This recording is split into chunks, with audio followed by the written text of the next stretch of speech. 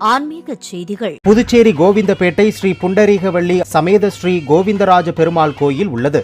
இந்த கோயிலில் ஆனி சித்திரை நட்சத்திரத்தில் ஸ்ரீ சக்கரத்தாழ்வார் அவதார திருநாள் ஸ்ரீ சுதர்சன ஜெயந்தி கொண்டாடப்பட்டது. முன்னதாக ஸ்ரீ மகா சுதர்சன ஹோமம் நடைபெற்று பூர்ணாகுதி நடைபெற்றது. தொடர்ந்து கோவிந்தராஜ பெருமாளுக்கு பால், தயிர், சந்தனம் உள்ளிட்ட வாசனை திரவியங்கள் கொண்டு திருமஞ்சனம் செய்யப்பட்டு யாகசாலையில் வைக்கப்பட்ட கலச நீர் ஊற்றப்பட்டு தீபாராதனை காட்டப்பட்டது. தொடர்ந்து மலர் அலங்காரம் செய்யப்பட்டு பெருமாள் மற்றும் தாயாருக்கு சிறப்பு தீபாராதனை காட்டப்பட்டது. இதில் ஏராளமான பக்தர்கள் கலந்து கொண்டு கோவிந்தராஜ பெருமாளை வழிபட்டு சென்றனர்.